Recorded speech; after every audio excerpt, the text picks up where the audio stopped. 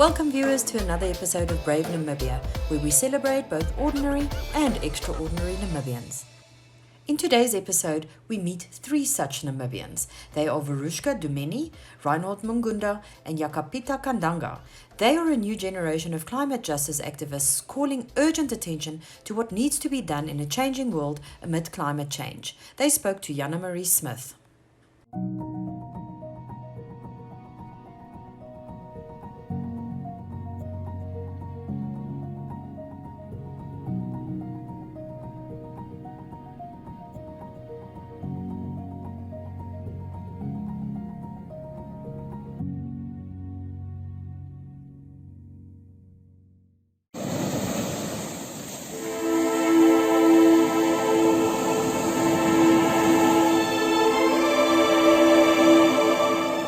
Three brave Namibians are calling Namibia's attention to the biggest threat humanity has ever faced. It's code red for humanity. The climate crisis is no longer a looming threat, but a daily reality threatening the future of every living being on Earth. Around the world, young people are standing up and demanding real change to prevent a cataclysm.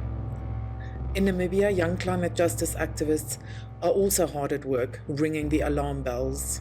It's very urgent. We are at the precipice of civilizational collapse. We've already gotten the second warning to humanity. And it's really a call for radical transformation now.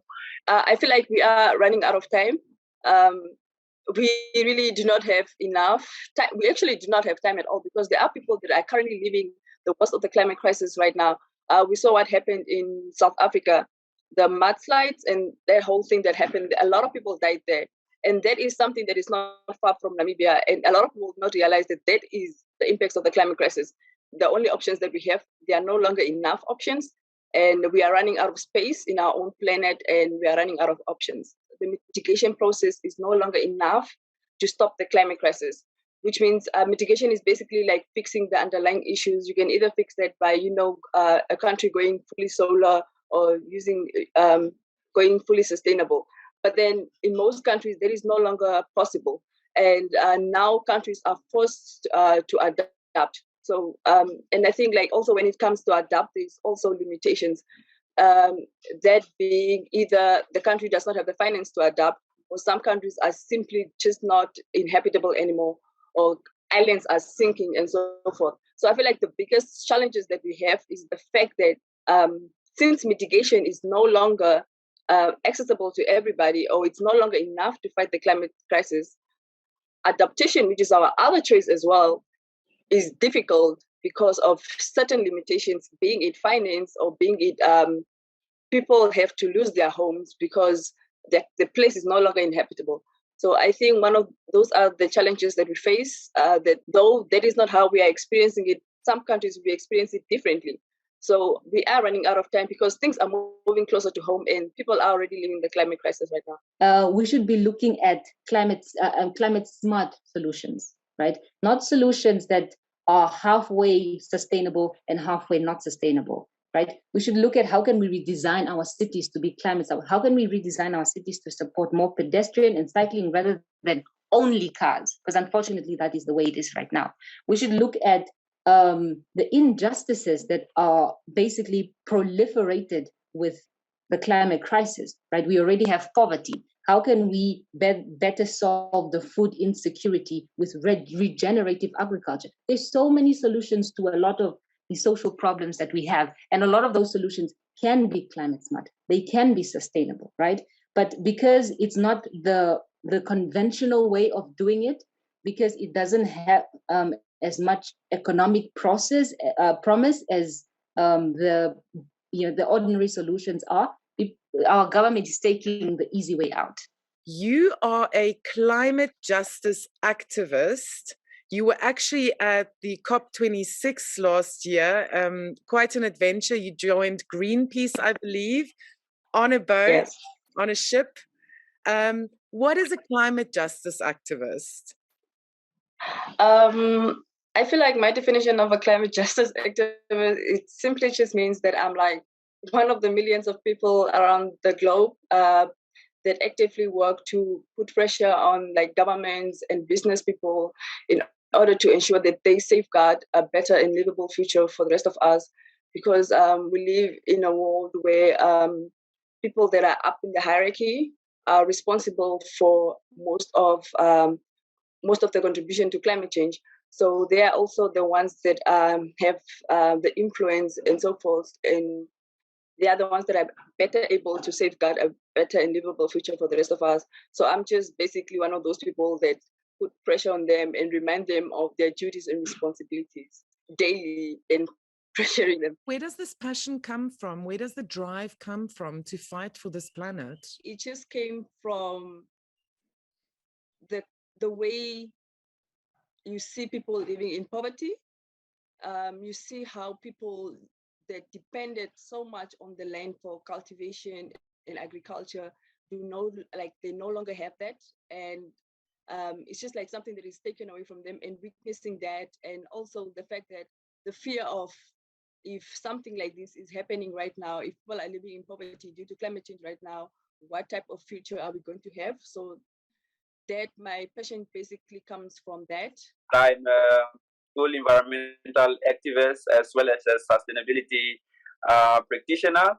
And my passion for people and planet really started at a very young age because I was born in a small village in the north. And unfortunately for me, much what I could see, whether it's the beautiful forests that used to exist, were through narratives and stories told by my dad. And at that point, I think um, I really got passionate about people and about the environment to really restore the lost forests in our lands, but also in overall to start navigating and co-creating solutions to build the form of future we need, because as a young person, I grew up to see very little compared to the stories that was told by my dad. And since then, as a youngster, as a teenager that embarked on a sustainability journey, whether it's with the Namibia University of Science and Technology or with my studies with the Stellenbosch University,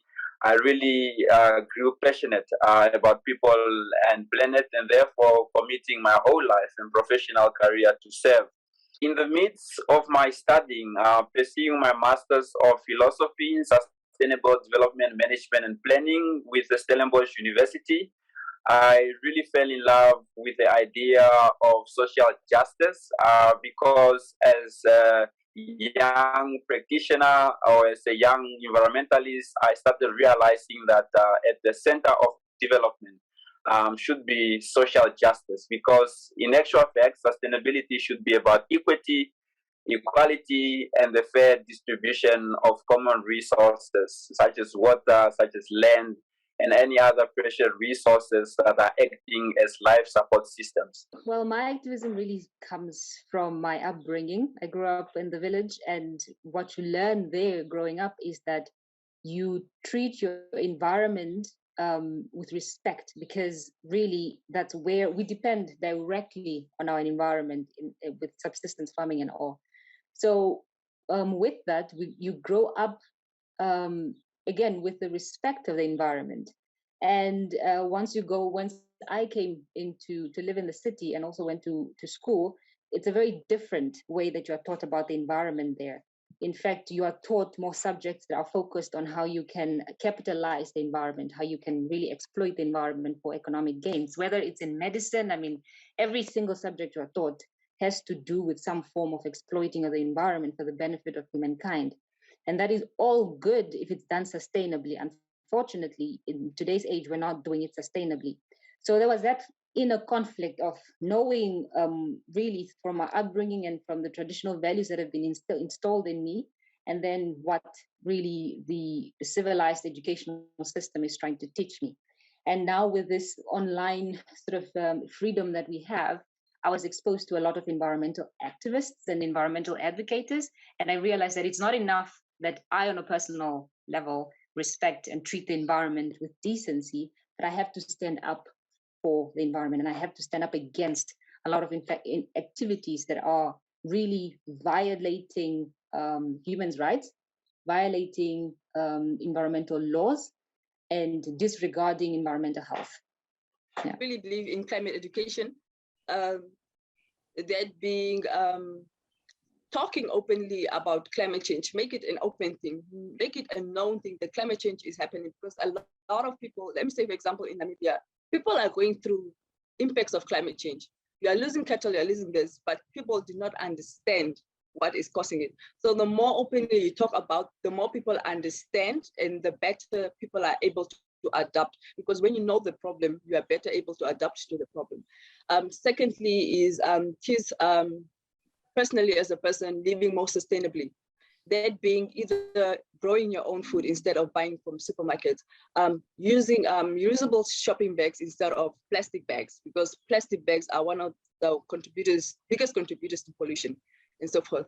And cycling instead of taking your car every time, or taking the public transport like the bus and so forth. So those are the littles, and it's not like expensive to do so. So it's like something that is really effortless, but in a smaller way. If everybody is able to do that, I mean, if one individual is able to do that, or everybody is able to do that, it changes something, some way, like even if it's just a little bit. Yeah. Namibia as a country, we are arid in a sense that about 80% of our fresh water, rainwater evaporates.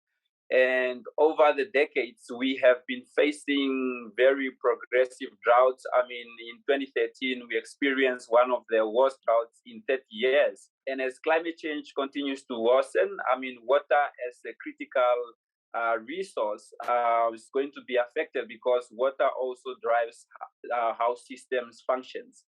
And for instance, since 2013 to 2019, we have declared a national state of emergency because of drought for 3 consecutive times, you know. And with climate change, it's only going to get worse. We'll be facing more progressive droughts, and some of these, the severity of these droughts are quite evident already.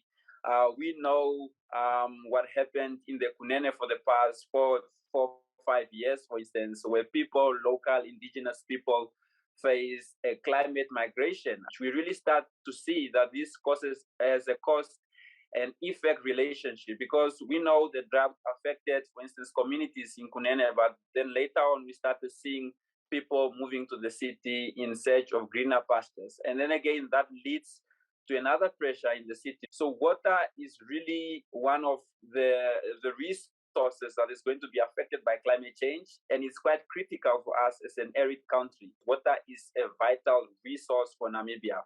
It drives how socio-ecological systems function. It drives how people move.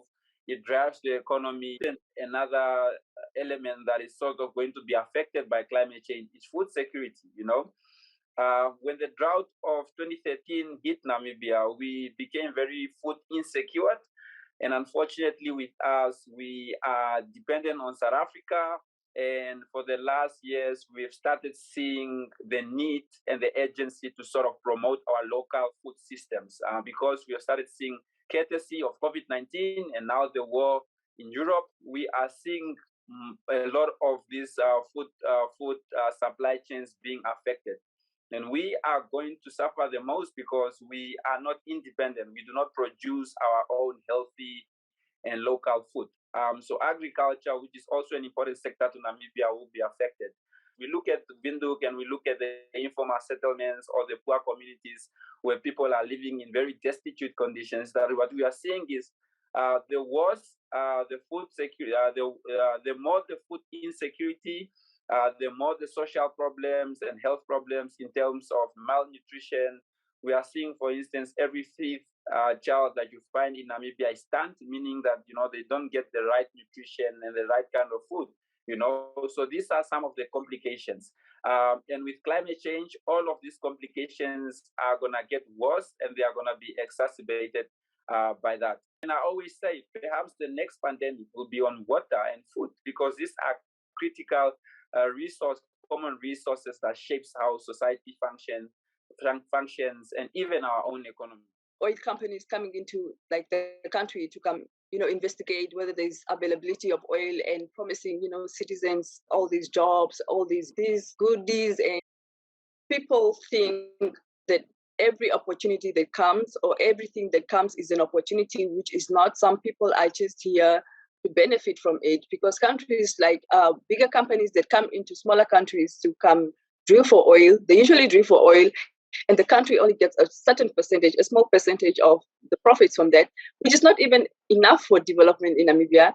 And then we still have to, and then probably during that oil drilling, oil spills. Now the country has to use that small amount of money that they got from their profits apparently to clean up that oil. Now we have health issues. The country has to pay for hospital bills and so forth. So that money usually just goes to nothing.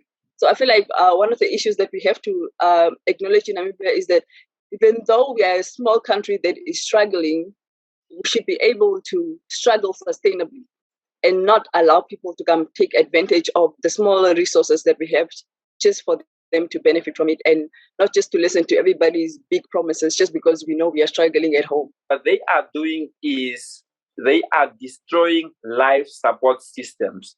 And I should say this, I mean, even with the money from oil, even with the money from growth, if we do not have our intact forests, or if we do not have clean air, or if we do not have fresh water, then there's no purpose in development, because development should be development aimed at progress, where people are able to thrive, where livelihoods must be improved and well-being must also be improved. One very critical reason why we are really against the oil and gas exploration in the Kavango, and I've mentioned this briefly before, is the water resource, the vital ecosystem, which is a life support system that has been there for generations, where these guys are exploring and drilling for oil and gas. So if anything happens in that pristine area, we are looking at our underground resources as well as our rivers in the entire basin being polluted with toxins, and that will destroy biodiversity, which is quite key to Namibia and Botswana in terms of tourism, but most importantly in terms of livelihood. Our leaders, for instance, today fail to recognize the science. Why are they failing to listen to Namibian environmentalists that are against Recon Africa? Because science is science. Why are they not listening that they are risking our water source, our livelihoods, our economy, and everything that gives meaning and identity to us?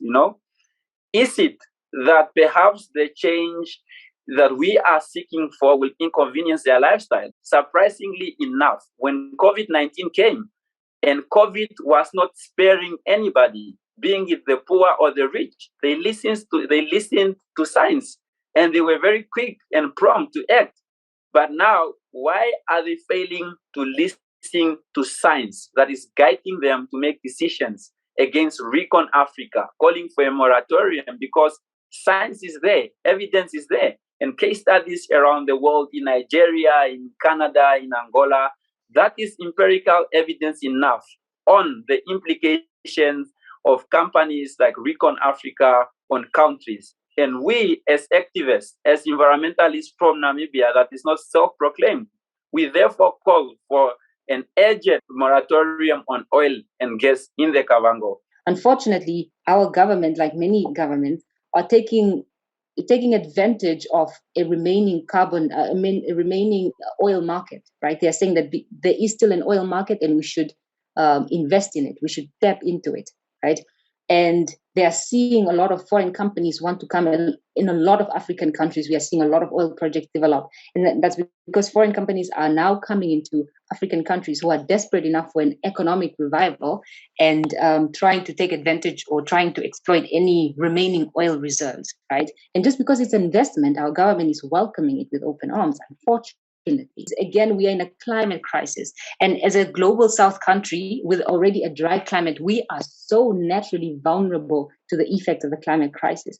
And so if you're coming to a climate vulnerable nation, which holds water as it's a precious resource, and here you are acting out an activity which poses a huge risk to their water security, that's you disregarding human rights, because there's a right to clean water. There is a right to a healthy environment.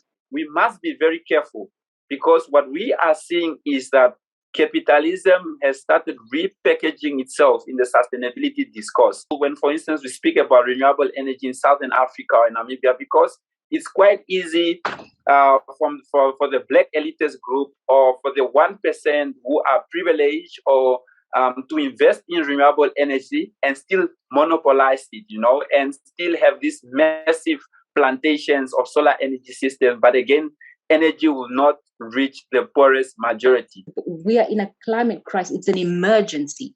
We are supposed to be focusing on solutions that take us out of the crisis, not solutions that still basically bury us further into the climate crisis. Right? So that's why an energy mix is really not realistic at the moment.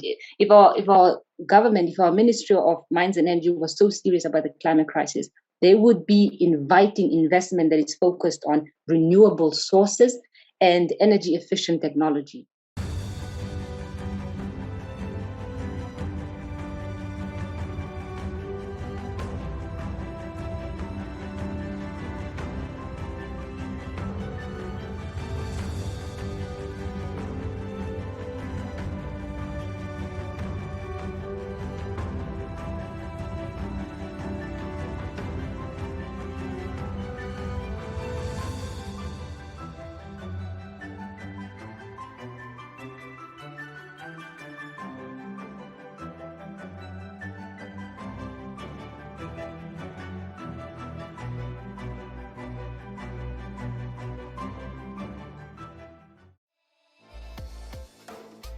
In. If you know of someone you feel should feature on our show, please contact Brave at nmh.com.na.